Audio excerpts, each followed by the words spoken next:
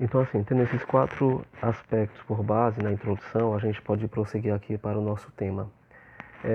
O que é a fundamentação? Fundamentação é aquilo que sustenta, né? Aquilo que é alicerce. Então, a Sagrada Escritura, a Sagrada Tradição e o Sagrado Magistério, eles devem constituir o fundamento de nossas pregações. O fundamento de uma pregação, no caso, meus queridos, é o conjunto de razões que o pregador ele toma como base para a sua pregação. Então, embora, né, isso aconteça, é natural, isso é agir de Deus, eu receba uma moção do núcleo, um direcionamento do coordenador ou da pessoa que me chama para pregar, mas eu vou ter que entender que eu tenho que fundamentar a minha pregação. Não basta apenas proclamar.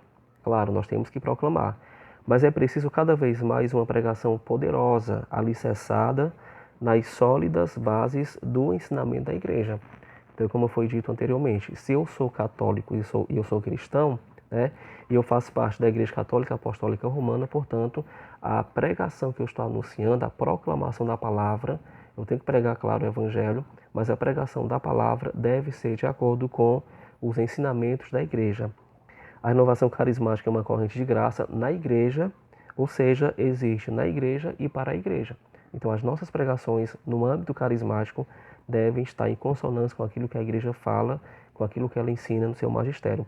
Por isso, ela recebe desta uma identidade eclesial. Nós somos o movimento eclesial da Igreja Católica e, como tal, nós temos que anunciar a palavra de Deus conforme aquilo que a igreja diz no seu magistério oficial. Por isso, tudo aquilo que é pregado e ensinado nos grupos de oração e no âmbito carismático e nos encontros deve ser um eco dos ensinamentos da igreja.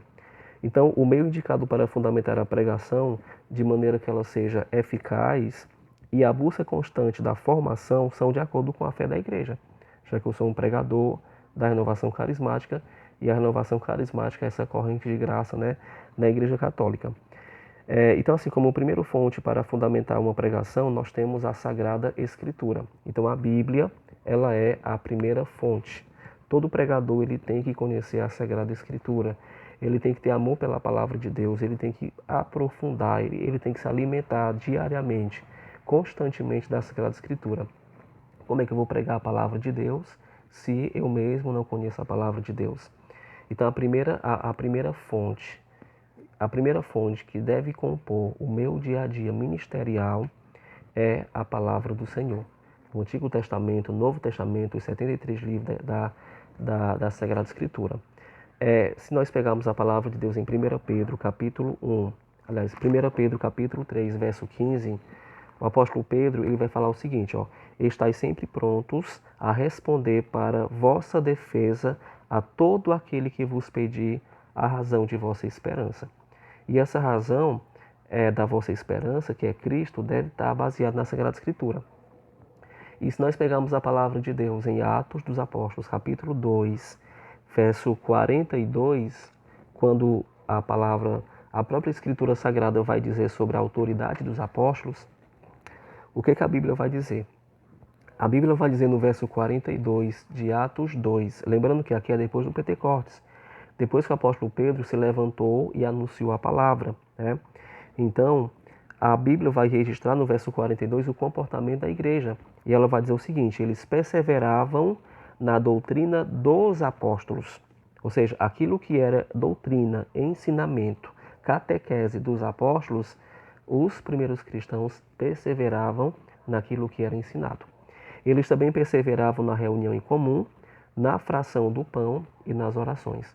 Ou seja, eles seguiam aquilo que a igreja da época, os primeiros líderes cristãos, né, da igreja primitiva, falavam. Então eles estavam em consonância, eles estavam em obediência com aquilo que a igreja dizia já naquela época, nas primeiras horas da igreja, a igreja da primeira hora, né, a igreja primitiva.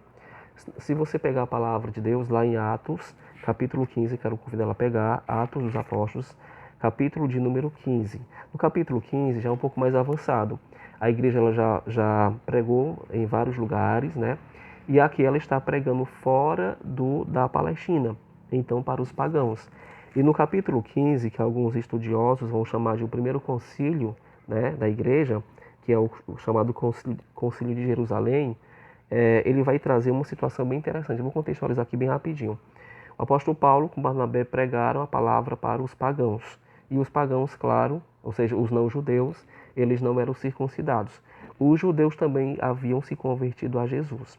Então, os judeus tinham passado pela circuncisão, ou seja, aquele ritual, né, lá de criança e tal, e aí eles foram circuncidados e aceitaram a Jesus.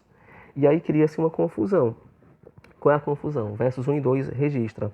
Chegaram então alguns homens da Judéia que ensinavam aos irmãos de Antioquia: se não fordes circuncidados, como ordena a lei de Moisés, não podereis ser salvos. O que acreditavam? Qual era o conflito na própria igreja interna? Alguns acreditavam que os que aceitavam a Jesus de Nazaré e que não eram judeus, eles deveriam ser circuncidados para serem salvos, já que os judeus que eram circuncidados aceitaram a Jesus de Nazaré e foram circuncidados. Então, cria aqui no caso um questionamento. Os judeus, aliás, os não-judeus, que são chamados pagãos, gentios, que no caso Paulo e Barnabé haviam convertidos pela sua pregação, eles deveriam ser circuncidados para serem salvos, ou a fé no próprio Jesus, pela graça de Deus, já bastava para a salvação da vida deles. Então essa era a grande confusão. Tanto no versículo 2, a Bíblia vai relatar. Isso provocou muita confusão. E houve uma grande discussão de Paulo e Barnabé com eles. Finalmente, decidiram que Paulo, Barnabé e alguns outros fossem a Jerusalém para tratar dessa questão com os apóstolos e os anciãos. Eles não estavam em Jerusalém, eles estavam em territórios pagãos. Naquele território houve uma confusão. Os não-judeus, os pagãos, os gentios, eles devem ser circuncidados para serem salvos, já que os judeus circuncidados, eles foram salvos pela fé e pela graça de Deus. Então essa confusão ficou ali. O que foi que eles fizeram? Paulo e Barnabé foram para Jerusalém. Por que eles foram para Jerusalém? Porque lá em Jerusalém estava o apóstolo Pedro, ou seja, o chefe na época da igreja primitiva, o primeiro líder da igreja, que o próprio Jesus falou, né? Tanto que se você ler Atos dos Apóstolos até o capítulo 14, aliás, até o capítulo 15, porque aqui acontece o concílio de Jerusalém, e é o apóstolo Pedro que comanda esse concílio, quem chefia esse concílio, quem lidera, quem toma as ordens desse concílio, a figura de Pedro é o que prevalece até o capítulo 15. Por quê? Porque Pedro era o chefe da igreja, ele foi o primeiro chefe da igreja. Então, Paulo e Barnabé, eles poderiam muito bem, diante desta situação, resolver por si só, né? Eles eram já cristãos, eles foram batizados, eles eram pregadores, eles poderiam muito bem decidir entre os dois alguma questão ali, tomar alguma decisão, e aí decidir por ali mesmo. Mas o que eles fizeram? Nós temos uma hierarquia, nós temos uma doutrina. O nosso pastor está lá em Jerusalém, ele é o chefe da igreja.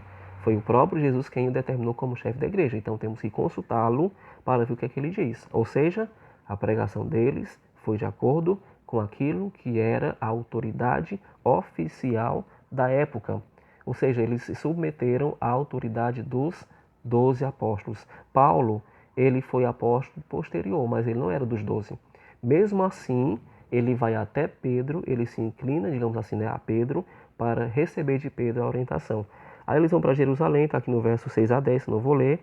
Acontece lá a discussão, eles apresentam a situação, o contexto lá do que houve.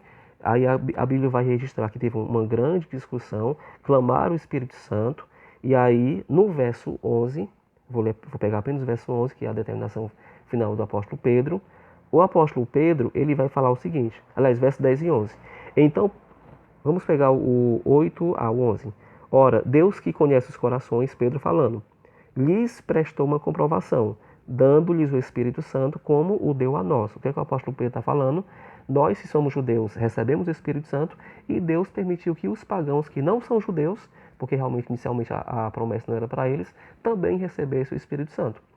E aí Pedro está falando isso. No verso 9 fala assim, e não fez discriminação entre nós e eles, mas purificou o coração deles mediante a fé. Ou seja, pela fé, os não-judeus, né, os gentios, os pagãos, acolheram a Jesus. No verso 10 e 11, que vem a parte final, Pedro fala assim, então, por que agora colocais Deus à prova, querendo impor aos discípulos um jugo em que nossos pais nem nem nossos pais, nem nós mesmos podemos suportar, que no caso era a obediência à lei. Porque os judeus, quando eles eram circuncidados, tinha dois pontos. Primeiro, eles faziam parte das promessas de Deus, né? Que era para os judeus inicialmente. E segundo, eles deveriam cumprir à risca os mandamentos, o decálogo, os 613 mandamentos da lei judaica. E aí o apóstolo Pedro está falando, olha, se nem nós, nem os nossos pais fomos capazes de obedecer, por que que os gentios, por que que os pagãos, que nem são judeus, que não foram circuncidados, que não conhecem a lei, têm que obedecer?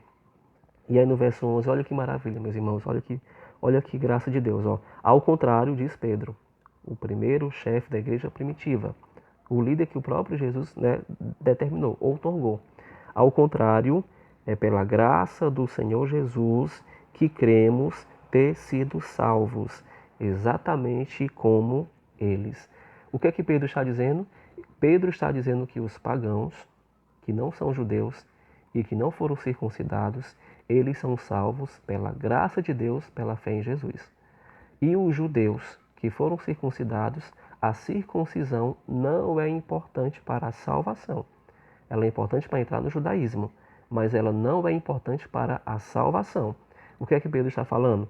Pedro está dizendo que tanto os judeus como os gentios são salvos pela graça de Deus através da fé em Jesus.